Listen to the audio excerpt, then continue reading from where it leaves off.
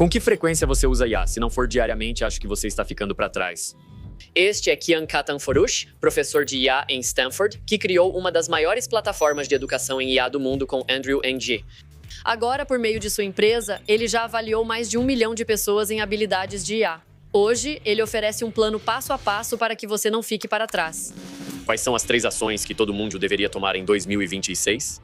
Aprenda os fundamentos da IA, avalie a si mesmo para garantir que está preparado, construa hábitos de aprendizado.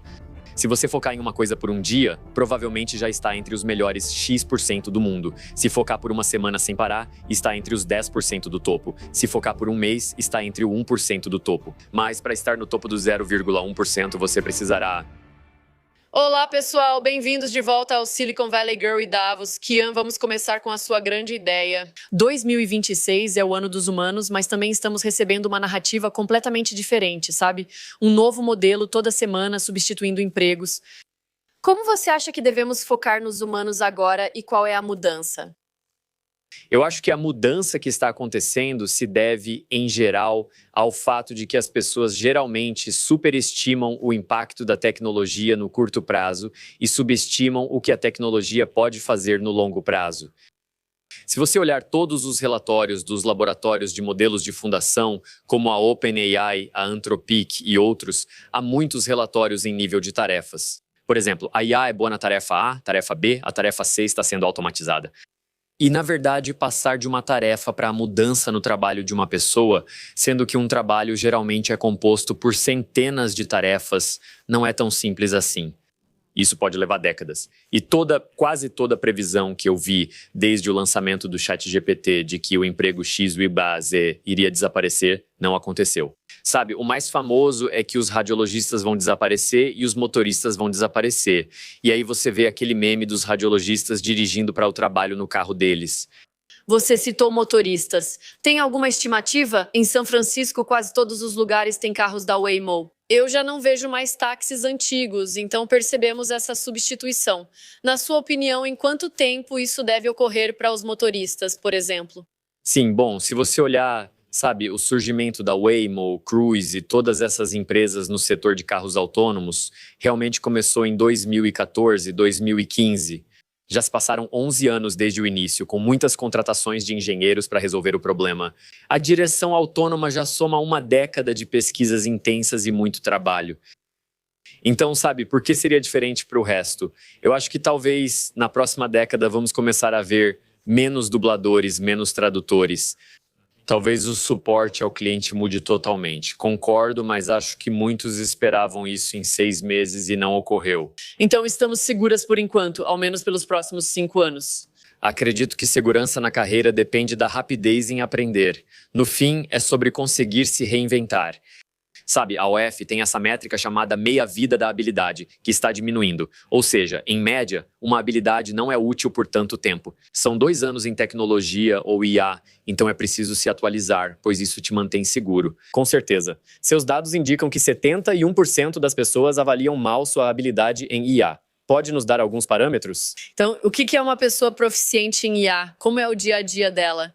Ela começa, conversando com a IA dela? Ou é não escrever mais e-mails sozinha ou deixar a IA gerenciar sua agenda? Sim, eu tento separar adoção de IA e proficiência. Então, eu vou te dar um exemplo. Adoção é você usa IA todo dia e eu uso toda semana. Você é um adotante melhor do que eu, mas acontece que, se a gente observar você fazendo engenharia de prompts e talvez seus prompts sejam apenas simples. E quando você olha o que eu estou fazendo, eu estou usando uma variedade de técnicas. Eu estou fazendo prompt zero shot, estou fazendo prompts few shot, estou usando cadeia de pensamentos, estou fazendo uma cadeia de prompts que é super complexa, onde um alimenta o outro. Uso um sistema de geração aumentada por recuperação que criei.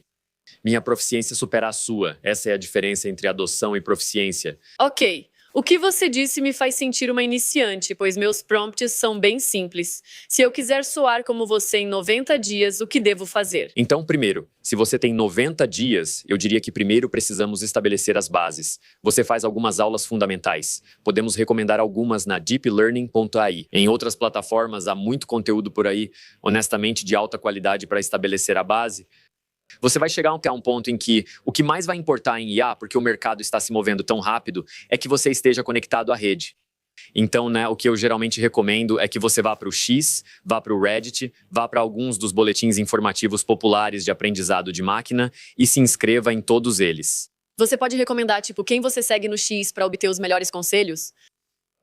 Se você olhar quem eu sigo no meu X, pode seguir as mesmas pessoas. Alguns estão aqui como Andrew Ng, que é ótimo para seguir. Uma ótima newsletter chamada The Batch, Richard Sucher, Yoshio Bengio, muitos grandes cientistas de IA em quem as pessoas confiam. E, na verdade, isso permite que você corte o ruído quando há tanto barulho chegando. Olha, vou te dizer, quando eu estava na pós-graduação, a gente lia muitos trabalhos que apareciam no Archive, o site onde os artigos geralmente são publicados. Hoje em dia, tem tanta coisa que você precisa encontrar maneiras de diferenciar o sinal do ruído. Sim, sempre que rola o feed no Instagram surge um novo aplicativo. E essa empresa acabou de mudar o jogo nesse mercado. E, isso acontece todo dia. Ok, já definimos isso. Sigo as pessoas certas. E agora? Quais são os 3 principais apps de IA que devo usar? Sim, quero dizer, sabe, eu recomendo, obviamente, a Workera para você se testar, embora seja mais usada em empresas. Além disso, a DeepLearning.ai oferece muito conteúdo gratuito de qualidade. Você vai notar que os LLMs podem ajudar no aprendizado, permitindo que faça perguntas diretamente a eles. O problema é que muitos não sabem o que perguntar ao LLM, por isso a avaliação é essencial. Chega um ponto em que você domina IA e se depara com um limite. E agora, o que faço? Será que sou tão bom mesmo? Eu sei, sabe, para te dar um exemplo, em Stanford, nós temos, como você disse, a aula no campus com muitos alunos. E temos a aula no YouTube, o mesmo conteúdo publicado no YouTube com muitas visualizações, muitas visualizações. E esses alunos diriam para você que a diferença entre eles e os alunos de Stanford não é o material, é que eles não sabem o quão bons eles são. Os alunos de Stanford têm amigos na OpenAI, Meta e Google e sabem o quão bons são em relação ao padrão e o que é necessário para conseguir um emprego nessas empresas. Se você está em um lugar sem ecossistema ou conexão, é muito difícil, por isso a avaliação é tão importante. Ela pode te mostrar, olha, na verdade você achava que era muito bom, mas esse não é o padrão é ainda mais alto. As 3 principais perguntas que você deve fazer a si mesma para entender o seu nível. Com que frequência você usa IA? Se não for todo dia, acho que está ficando para trás. Essa é fácil. A outra é, pense em 10 produtos que usam IA e que você encontra no seu dia a dia. Você consegue listar 10 produtos? E algumas pessoas perceberiam, na verdade, eu não percebo. Onde está a IA? Está aqui? Está ali? Eu não sei. Eu não tenho essa habilidade de identificar IA. Provavelmente você está ficando para trás. Quando Kian diz isso, muitas pessoas têm a mesma reação. Ok, por essa definição, eu definitivamente ainda não estou usando IA o suficiente. Na maioria das equipes, honestamente, o problema não é motivação. Se eu quiser começar a usar IA no trabalho, quais perguntas devo me fazer? Acho que quando se trata de trabalho, muito do valor dos modelos de linguagem está no contexto. Então, por exemplo, no ChatGPT existe um recurso que permite que você dê instruções personalizadas para o modelo. Então, oi, meu nome é Kian, eu sou XYZ. Eu gosto de falar em inglês ou em qualquer idioma e gosto de ser conciso. Ou eu gosto de, seja qual for o seu estilo. Este é um exemplo de contexto fornecido ao LLM. Como memória, certo? Sim, memória que você dá para o LLM. Embora sim, memória é um pouco diferente de contexto, posso explicar depois. Mas, e no trabalho você meio que quer que seus documentos estejam acessíveis para o seu LLM, se possível. Você quer que suas instruções personalizadas estejam acessíveis. Você até quer as instruções personalizadas dos seus colegas de trabalho. Assim, quando você falar sobre seus colegas ou estiver tentando enviar um e-mail para X e Z, ele vai entender. O valor do LLM cresce quanto mais contexto ele acessa no trabalho. É assim que organizações proficientes usam IA? Sim, vou te dar um exemplo concreto. Então, na Workera somos uma grande empresa de entrada. Internamente usamos muitos clouds. Todos os nossos engenheiros utilizam essa versão da nuvem chamada Cloud Code Max, que é muito poderosa para programar. E em toda a empresa, temos coisas que chamamos de habilidades. A Anthropic chama de habilidades, onde você pode pensar nelas como arquivos que definem uma certa maneira de fazer determinada coisa. Por exemplo, na Workera mostramos como recrutamos, as diretrizes de marca, a fonte, nossa comunicação e as paletas de cores permitidas. Antes, se um engenheiro quisesse criar um site, ele teria que chamar a equipe de marketing. No final, perguntar: você pode revisar a fonte? Você pode revisar o alinhamento? Você pode revisar o X, Y e Z? Hoje, como tudo está codificado, você não precisa mais falar com um humano. O engenheiro apenas pergunta ao LLM: pode checar se o copywriting e a paleta de cores estão corretos? Eles sabem que o marketing manteve esse código. Eu adoro isso. E isso elimina a necessidade de comunicação e é muito poderoso. Você realmente ganha muita velocidade e cria muito mais tempo para a equipe de marketing pensar sobre isso. Precisamos mudar nossa fonte, em vez de sempre pedir a um engenheiro para alterar a fonte diariamente. Você confere o resultado depois? Tipo, sim, o engenheiro e os engenheiros conferem. Uau! Agora estou muito curiosa sobre o seu dia a dia como fundador. O que mudou nos últimos 3 anos e como você lida com seus colegas de trabalho? Então, você mencionou usar o cloud, que reduz a comunicação. O que mais? Eu diria que uma coisa que mudou é que estamos ficando mais horizontais como organização, o que significa que temos, por exemplo, nosso chefe de IA decidiu se tornar um colaborador individual, saindo do cargo de gerente, e isso não costumava acontecer antes. E ele está indo muito bem como colaborador individual e sente que está mais produtivo e que voltou a estar próximo da máquina. E eu acho que essa é uma tendência que vamos ver muito. O segundo aspecto é que, na área de tecnologia, você tem essa proporção dentro de uma equipe perfeita. Quantos engenheiros você tem? Quantos gerentes de produto você tem? Quantos designers de produto? Historicamente, você teria, não sei, algo como Jeff Bezos chama de equipe das 2 pizzas. A equipe tem que conseguir comer 2 pizzas. Se for mais do que 2 pizzas, a equipe é grande demais, basicamente. Já cresceu além disso. Sim, então acho que tivemos historicamente cerca de 8 engenheiros, um gerente de produto e um designer de produto. Agora está bem mais eficiente na engenharia, onde uma equipe pode ter 2 engenheiros, um gerente de produto e um designer de produto. E os engenheiros estão muito capacitados para executar, para construir tudo sozinhos, quase sem precisar de muita contribuição das outras áreas. Por isso, vemos muitas equipes menores na Workera. Podemos ter 6 ou 7 equipes menores, cada uma com mais autonomia na sua área, em vez de 3 grandes equipes. Temos transcrições das reuniões, o que é muito útil porque posso lembrar qual era o contexto. Usamos nosso próprio produto nas entrevistas, então há um entrevistador de IA. Uau! Acho que simplesmente tornamos todas essas ferramentas acessíveis para a nossa equipe e garantimos que elas as utilizem com bastante frequência. Quem cuida da sua agenda agora é a IA? Toda manhã eu recebo um briefing que minha assistente mesma criou com sistemas de IA e ela tem um pequeno agente ou um fluxo de trabalho que acompanha a minha agenda e acompanha o que eu sei ou quais conversas passadas eu tive. E toda manhã eu recebo um briefing automaticamente no Slack que me diz, sabe, aqui é onde você precisa estar e isso é o que você precisa saber. Legal, basicamente, o que é realmente útil. Sim, tudo isso que você citou, se eu quiser implementar aqui, preciso contratar alguém mais especializado em IA ou minha equipe consegue? Somos todos criativos e sim, acho que você deve começar por você mesmo, tudo começa por você. Então acho que você deveria tentar por conta própria. E você vai perceber que pode fazer muita coisa sozinho e que já é muito competente, então provavelmente será mais fácil para você. Se você quiser entrar na área técnica, sim, vai precisar de alguém mais técnico. Você precisa de alguém que já tenha programado antes, sabe? Assim você consegue fazer muito mais com... Mas o básico, como conectar documentos e... A gente deveria ter feito isso. Acho que é mais sobre ter autonomia para fazer isso. Isso é autonomia. Fico feliz que você mencionou isso, pois estava pensando nisso em Davos. Todos falam de IA e pensei nas 3 principais habilidades que todos deveriam desenvolver. E acho que você mencionou isso em uma das suas palestras. Tem algumas habilidades que desaparecem muito rápido e outras que ficam com você.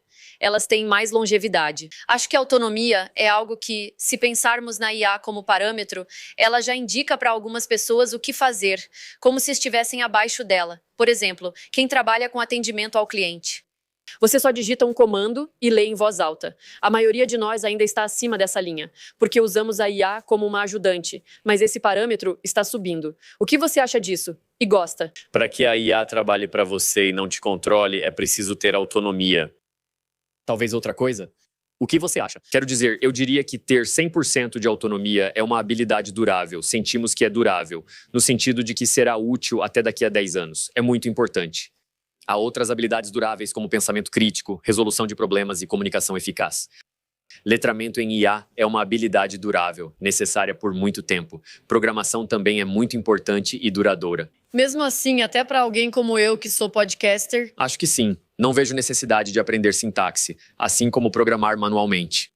Mas, se você consegue perceber o que o agente de programação está fazendo, você tem uma vantagem significativa, consegue identificar os erros mais rápido, consegue iterar mais rápido. É difícil negar isso. E para definir as 3 principais habilidades, vou dividir em 3 grupos. Para pessoas bem técnicas, tipo nível de modelo fundamental. Atualmente, as empresas estão disputando talentos que conseguem fazer raciocínio, que conseguem construir loops de raciocínio e modelos de raciocínio. Pouquíssimas pessoas no mundo conseguem fazer isso e são extremamente valiosas. A segunda habilidade, subestimada e às vezes esquecida, é a computação distribuída. Poucas pessoas conseguem construir clusters e treinar modelos em clusters massivos.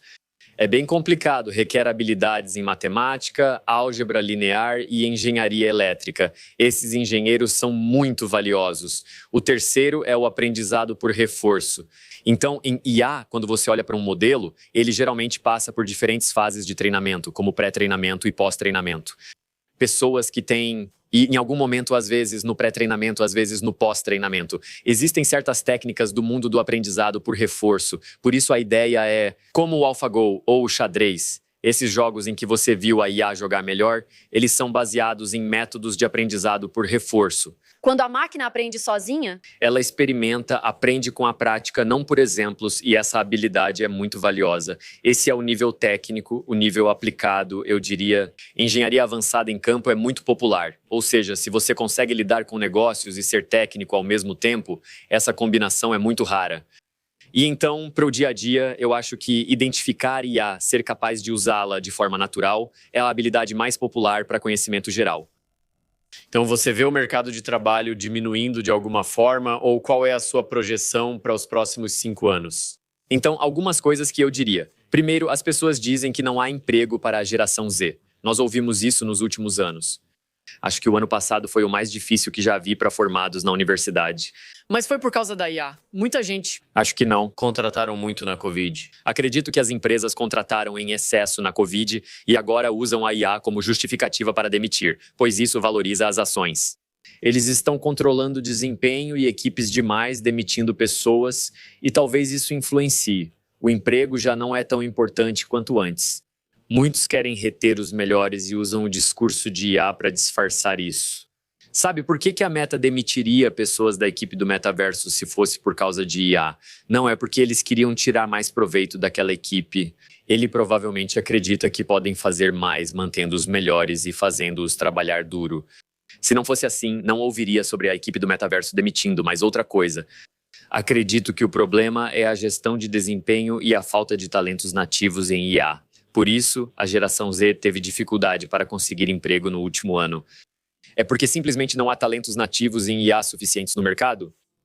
Ainda são apenas nichos que estão concentrados em polos. E se você faz parte desse polo como alguém da geração Z, na verdade você pode se sair muito bem. Hoje em dia, há boas ofertas, há boas oportunidades.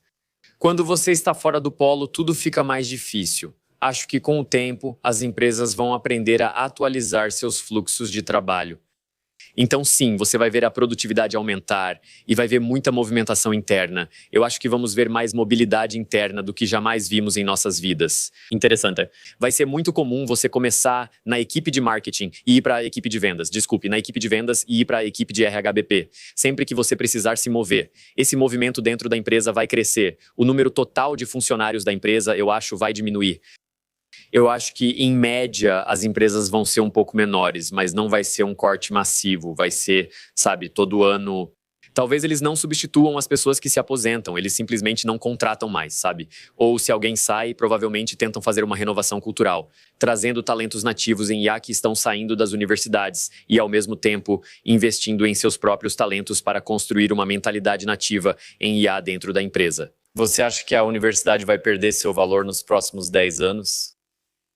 Sim, eu acho que sim. Acho que, a menos que você seja uma universidade de primeira linha, onde você tem uma marca forte, as pessoas não entram pelo conteúdo, elas entram pela rede de contatos, pela marca. Estar rodeado de pessoas trabalhadoras e ambiciosas nunca perde seu valor.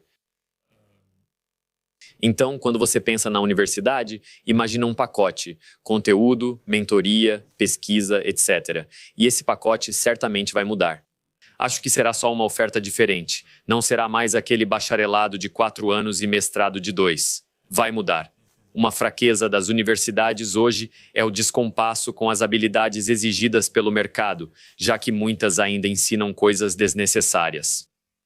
Sou da França e lembro que, quando era estudante, formavam-se o dobro de professores de educação física em relação às vagas disponíveis após a graduação. Você não quer uma sociedade assim. Você quer uma sociedade que não tenha nenhuma lacuna de habilidades. Em todos os momentos, as pessoas que estão entrando no mercado de trabalho têm exatamente as habilidades que o mercado precisa. Não é um problema fácil, mas acho que as universidades poderiam ser melhores nisso. Sim, e é realmente difícil para as universidades fazerem isso, né? Começar um programa que já está estabelecido. Um modelo é as universidades focarem em habilidades duráveis, enquanto as empresas desenvolvem a capacidade de ensinar habilidades perecíveis. Então, por exemplo, o problema é o raciocínio. Raciocínio, e as pessoas que sabem raciocinar são doutores. Estudantes dos maiores laboratórios de IA do mundo vêm dessas universidades. O ideal seria que todas formassem talentos nativos em IA. Todo mundo que se forma tem habilidades incríveis em IA. Eles não são especializados em uma área específica, mas têm habilidades excelentes e duradouras. Entra na empresa e a empresa de alguma forma tem uma estrutura de RH e de aprendizado que consegue integrar um funcionário. E ao invés de eles se tornarem sócios em uma consultoria em 7 anos, eles se tornam em 6 meses. E isso seria o ideal. É isso que você faz, Workera? Sim, nós ajudamos muitas empresas a fazer isso. Nós cuidamos de parte desse problema. Mas a ideia geral é que as habilidades duráveis são ensinadas na escola e as habilidades perecíveis são ensinadas na empresa. Adoro que as universidades deveriam ser assim, né? Não só agora, mas há 20 anos, pois as habilidades mudam sempre. Acho que na Worker vocês têm agentes de IA em produção, enquanto muitas empresas não conseguem criar esses agentes. Além disso, nós tentamos na minha empresa, nós temos uma empresa de mídia, não somos tão técnicos, mas pelo que eu vejo, agentes parecem ótimos. Mas aí, no mundo real, ainda é como um conjunto de etapas que eles seguem e você ainda precisa de muito trabalho humano. Você pode me dizer por que na sua empresa eles funcionam e por que não funcionam para muitas outras empresas? Sim, com certeza. Eu acho que é muito difícil colocar um agente em produção. As pessoas não percebem que uma demonstração não é um agente em produção.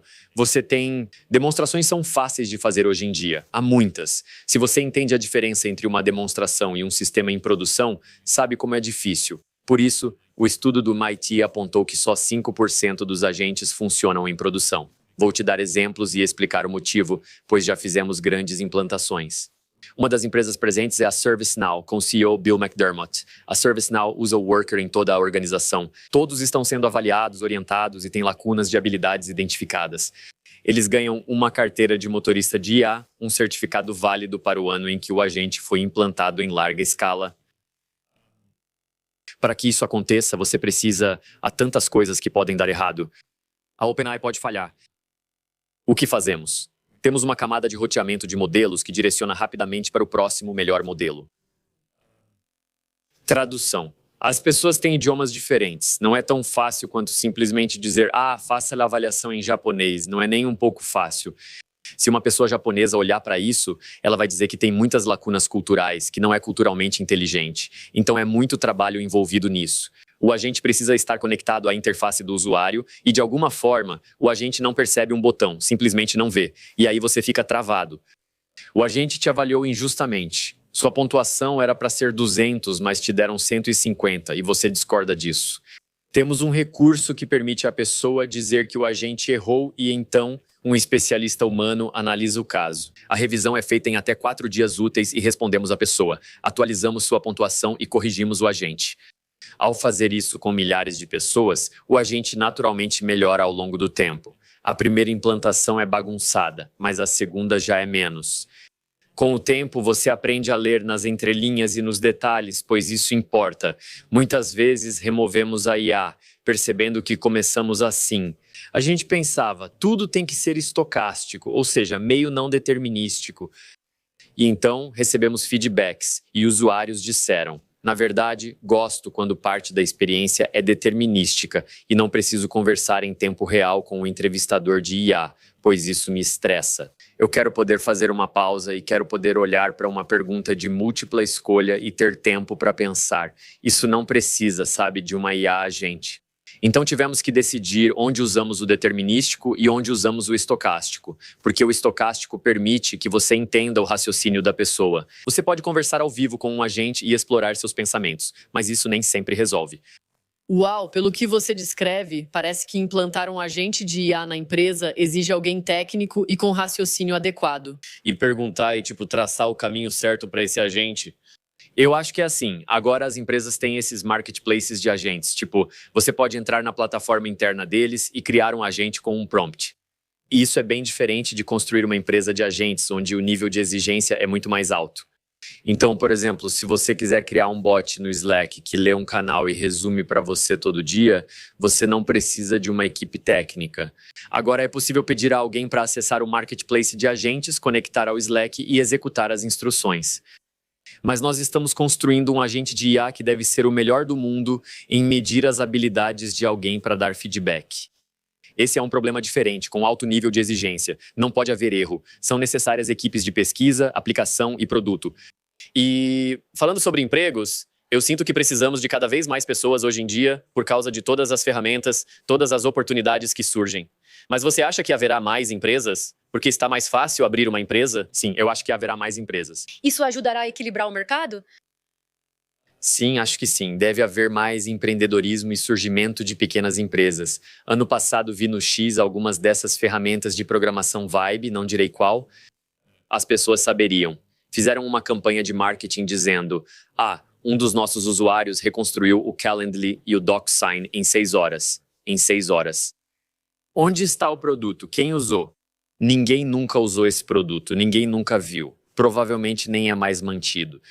Porque o que fazem o Calendly e o DocSign, inclusive abriram um novo escritório em São Francisco, eles estão crescendo. O interessante é, se você não tem o melhor produto, se você não é significativamente melhor que o DocSign, por que eu mudaria para o seu produto? O nível de exigência é alto. Sim, é fácil criar uma ferramenta básica de assinatura ou agendamento, mas seu calendário é muito mais avançado e cheio de recursos.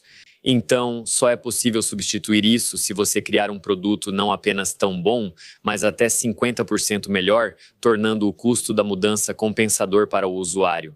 Além disso, você deve garantir que ele siga sendo 50% melhor. Sim, e também investir no marketing certo. Não acredito nessa ideia de software pessoal. Acho improvável que as pessoas criem seus próprios calendários e afins. Acredito que alguma empresa criará um Calendly 50% melhor, nativo de IA, e todos passarão a usar esse agente.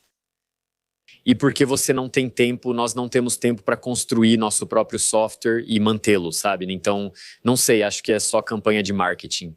Sim, faz sentido. Nos próximos 5 anos não sabemos o que acontecerá em 10, quando a IA estiver avançada e dominar todo o conhecimento.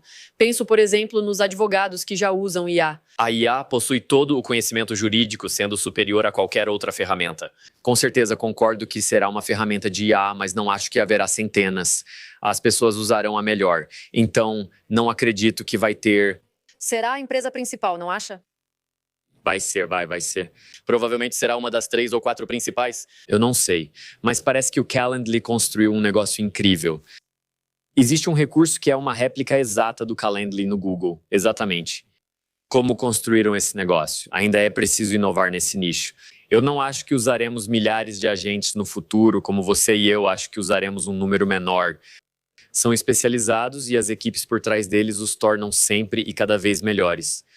Não só ele terá a capacidade de se auto-ensinar, mas também haverá um ciclo de feedback do usuário, para que eles acertem a interface, acertem a experiência do usuário, acertem a linguagem. Essas coisas são muito importantes no final das contas. Sim, isso é muito positivo para o empreendedorismo, pois, como empreendedora, vejo que a IA pode identificar problemas, como no marketplace da Amazon. Identificar o produto onde a demanda é maior que a oferta, enviar automaticamente da China e simplesmente vender. Isso me deixa um pouco triste, mas pelo que você disse, é preciso um ser humano para melhorar constantemente algo, pensar nos detalhes e inovar. E essa é a defesa não está no software, não vai ser o código, porque isso é fácil. É a experiência que você coloca nisso, né? O feedback dos usuários, a atuação da equipe fundadora, coisas assim importam mais. E é isso que faz eles vencerem. Eu adoro isso. Ok, para todo mundo que está ouvindo, nosso público tem entre 25 e 40 anos. Todos querem melhorar na era da IA e construir algo. Quais são as 3 ações que eles devem tomar em 2026? Aprenda os fundamentos da IA, avalie a si mesmo para ter certeza de que está pronto, construa hábitos de aprendizado. Como todos os dias, quando você acordar, tire 5 minutos, leia as postagens das pessoas em quem você confia nesse meio. E acontece que, sabe, você não vai se sentir melhor depois de uma semana, mas vai se sentir muito melhor depois de um ano. Você vai sentir que provavelmente está na vanguarda, sabe? Alguém disse. Eu vi, tipo, se você focar em uma coisa por um dia, provavelmente já está entre os X% melhores do mundo nessa coisa. Se você focar nisso por uma semana sem parar, estará entre os 10% melhores. Focar por um mês, você estará entre o 1% melhor. Mas, para estar entre os 0,1% melhores, você vai ter que construir esse hábito e segui-lo por 5 a 10 anos. E talvez você seja o 0,1% melhor no que está tentando fazer. Eu adoro isso. Também gostei do seu ponto sobre entrar em um grupo, porque isso te ajuda a se avaliar em relação a outras pessoas, comparar experiências e aprender uns com os outros. Talvez comece localmente e depois mude de grupo. Acho que, especialmente no início da carreira, hoje em dia, os grupos têm vantagens significativas. Porque, assim, você sabe, a IA começou no Vale do Silício, praticamente, eu diria, a nova onda de agentes de IA.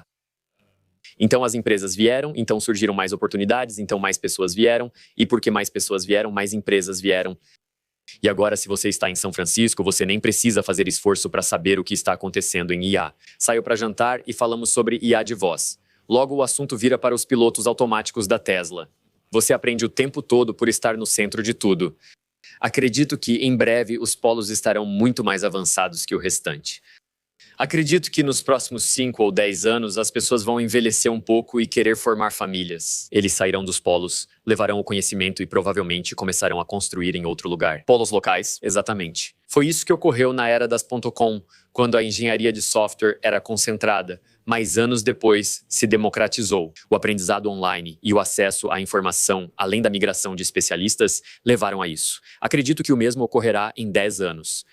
Mesmo fora dos polos, você vai encontrar ótimos micropolos nativos de IA ou comunidades locais. Sim, isso é incrível. Muito obrigada por essa conversa. Eu adoro podcasts. Depois do podcast, eu vou simplesmente mandar uma mensagem para minha equipe. Nós vamos construir a coisa do Cloud. Vamos garantir que temos todos os documentos, tudo sincronizado. Muito obrigada, adoro essa sensação. Vamos ao trabalho. Obrigada.